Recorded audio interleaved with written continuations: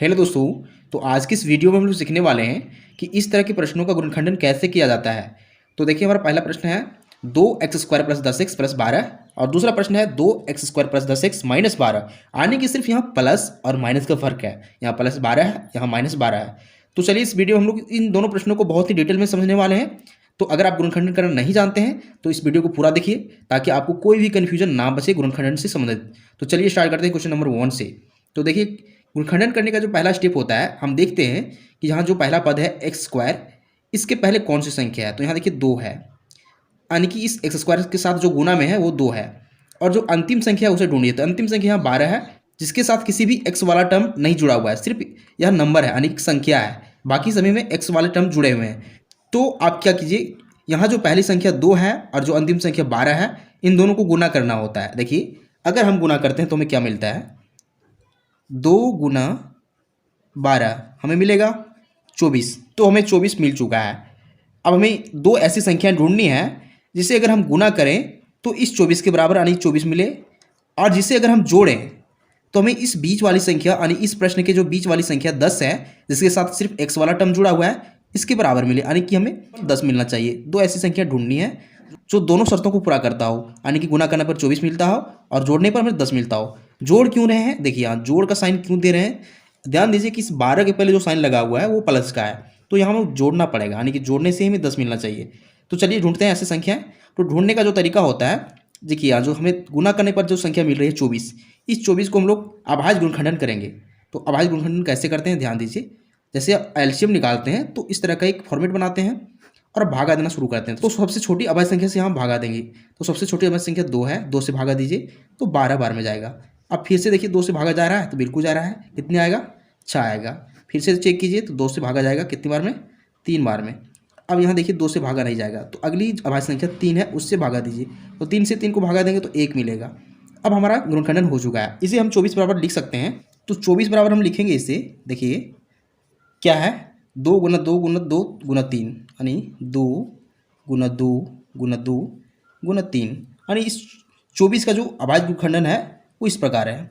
अब हमें क्या करना है, देखिए इन्हीं संख्याओं के प्रयोग से हमें दो नंबर्स ऐसे ढूंढने हैं जिन्हें गुना करेंगे तो 24 मिलेगा और जिन्हें जोड़ेंगे तो 10 मिलेगा। तो ऐसे नंबर कैसे ढूंढेंगे, देखिए यहाँ दिमाग लगाना होता है, आपको एक दूसरे पर प्रयोग करके देखना होता है कि ऐसी संख्या कैसे मिलती है।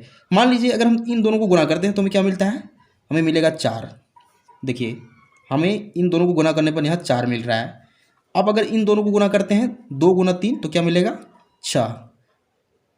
तो यहाँ से हमें दो नंबर्स ऐसे मिल रहे हैं, देखिए 4 और 6।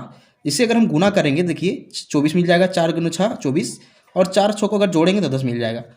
तो अभाज्य गुणनखंडन करने के बाद जो नंबर से आ रहे हैं उन्हीं नंबर्स यानी उन्हीं संख्याओं के प्रयोग से ऐसी दो संख्या हम ढूंढ रहे हैं। तो हमें संख्या मिल चुकी है जो 4 और 6 है। तो देखिए अगर हम 4 गुना 6 करते हैं तो हमें 24 मिल जाता है, और 4 और 6 को अगर जोड़ते हैं तो हमें 10 मिलता है, यानी दोनों शर्तों को पूरा कर रहा है ये दोनों संख्या हैं। अब हम क्या करेंगे, इसका गुणनखंडन इन्हीं संख्या के प्रयोग से करेंगे। कैसे, देखिए आप सबसे पहले जो नंबर्स हैं 2x² उसे सेम लिख दीजिए, देखिए 2x²। उसके बाद यहाँ देखिए प्लस है तो प्लस भी लिख सकते हैं आप पहले।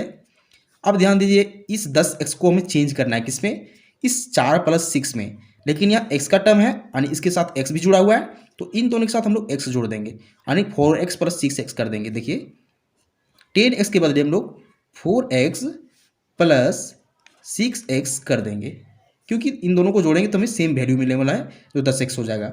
अब यहाँ जो बचा हुआ टर्म है 12, उसे +12 लिख दीजिए। तो हम लोग इन्हें 4 अलग अलग पदों में तोड़ चुके हैं।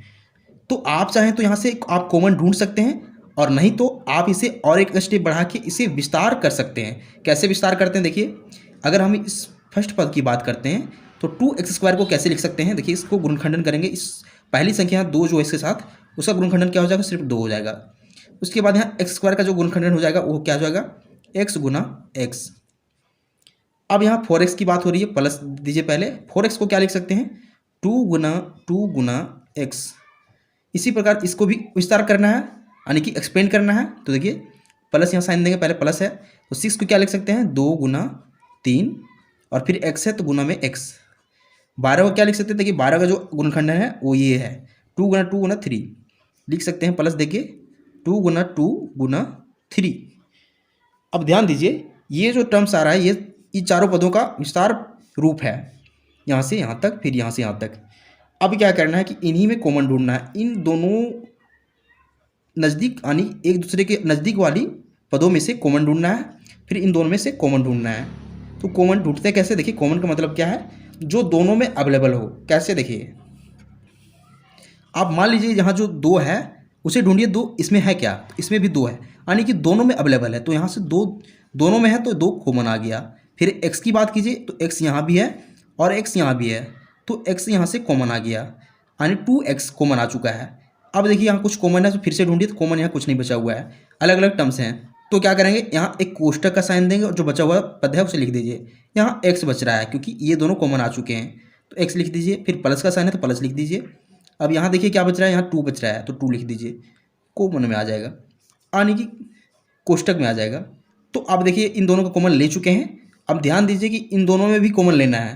तो देखिए इसमें क्या है, यहाँ भी 2 है और यहाँ भी 2 है, तो देखिए इन दोनों के पास प्लस का साइन है, तो इन दोनों में प्लस का साइन यहाँ पहले कॉमन आएगा, फिर यहाँ इन दोनों में 2 है तो 2 कॉमन आ जाएगा। इसके बाद कौन सी संख्या कॉमन है, यहाँ भी 3 है और यहाँ भी 3 है जो अंतिम में है, तो 2 गुना 3 आ जाएगा कॉमन।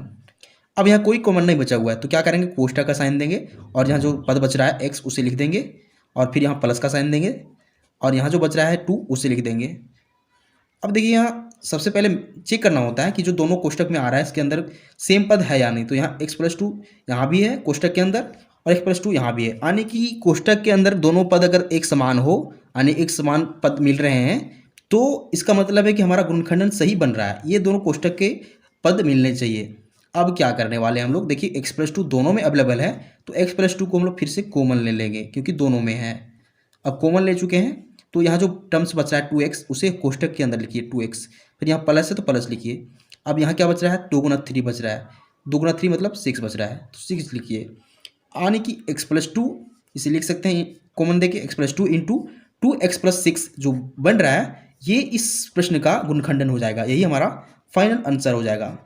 तो ये तरीका होता है गुणनखंडन करने का। हम लोग फर्स्ट सवाल हल कर चुके हैं, अब हम लोग सेकंड सवाल हल करेंगे, लेकिन आप क्वेश्चन 2 को स्किप मत कीजिए, इसे पूरा देखिए क्योंकि यहाँ माइनस का साइन लगा हुआ है, यहाँ प्लस था यहाँ माइनस का साइन लगा हुआ है, और माइनस के साइन में स्टूडेंट को काफ़ी डाउट होता है, आप इसको क्लियर करके ही जाइए। तो स्टार्ट करते हैं क्वेश्चन नंबर 2 से। देखिए फिर वही करना है कि यहाँ जो पहली संख्या 2 है और अंतिम संख्या 12 उसको गुना करेंगे। तो जानते हैं अगर हम 2 गुना 12 करेंगे तो हमें मिलने वाला है 24। अब ध्यान दीजिए इस 24 का अभाज्य गुणनखंडन क्या था, 2 गुना 2 गुना 2 गुना 3, इसे लिख सकते हैं 24 बराबर, देखिए 2 गुना 2 गुना 2 गुना 3, ये होगा 24 का अभाज्य गुणनखंडन।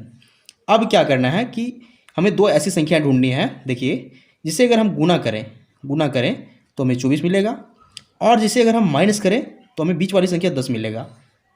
आपके मन में सवाल उठ सकता है कि यहाँ माइनस क्यों करना है, क्योंकि यहाँ जो अंतिम संख्या है उसके पहले साइन क्या लगा हुआ है, यहाँ माइनस लगा हुआ है, तो हमें माइनस ही करना पड़ेगा, यानी घटाना पड़ेगा। तो ऐसी 2 संख्या कौन सी है जिसे घटाने पर हमें 10 मिले और गुना करने पर हमें 24 मिले, वो कहाँ से मिलेगा, तो इन चारों गुणनखंडों में से हमें मिलेगा। इन्हीं चारों गुणनखंडों के प्रयोग से हमें संख्याएं ढूंढनी है।